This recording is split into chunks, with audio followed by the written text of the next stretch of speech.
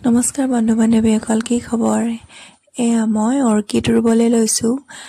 বোলো আপোনালোককো দেখাওঁচোন কেনেকৈ ৰুওঁ।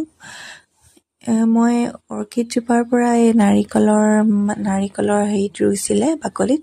সেই নাৰিকলৰ বাকলিবোৰ এটা এটাকৈ এৰাই লৈছোঁ। শিপাকেইডাল মানে হেৰি কৰি ওলাই লৈছোঁ। এই কাঠৰ টুকুৰাটো দেখিছে নহয়, গছৰ মূঢ়া তাতেই ৰুম। আমাৰ ননদজনীয়ে শিকাইছিলে। তাকে বোলো আপোনালোককো দেখাওঁ কেনেকৈ ৰুওঁ। এই শিপাকেইডাল নাৰিকলৰ বাকলিৰ পৰা এৰাই লৈ তাত আকৌ কাঠ ছটাত ধুনীয়াকৈ শিপাকেইডাল লগাই তাৰ ওপৰত নাৰিকলৰ বাকলি এটুকুৰা দি সৰু সৰু গজাল দি দুফালে দুটা মাৰি দিছোঁ। মানে শিপাবোৰ খোপনি পুতিব লাগিব নহয়, নহ'লেচোন পৰি আহিব নহয় জানো। সেইকাৰণে হাতুৰিডাল দেখিছেনে, হাতুৰিৰে পূৰা গজালকেইটা মাৰি দিছোঁ।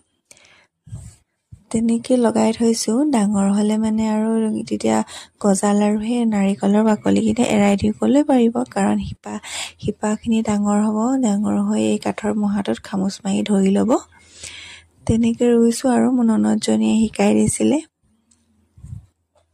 ধুনীয়াকৈ গজালবোৰ মাৰি দিছোঁ। এইকেইডালত ৰুইছোঁ। এয়া কেনেকুৱা লাগিছে বাৰু? ফুল ফুলিলে বৰ ধুনীয়া দেখিব, নহয়নে? তেনেকৈ ক'ৰবাত হেঙিং কৰি থ'বও পাৰিব। এইবোৰ টেবুলতো থ'ব পাৰিব গছৰ মূঢ়াত দি। আমি ভিডিঅ' এটাত দেখিছিলোঁ।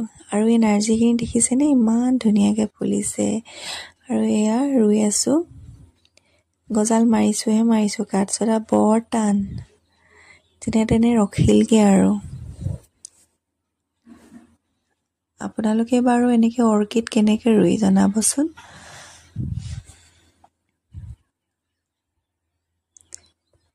মই ৰুই আছোঁ।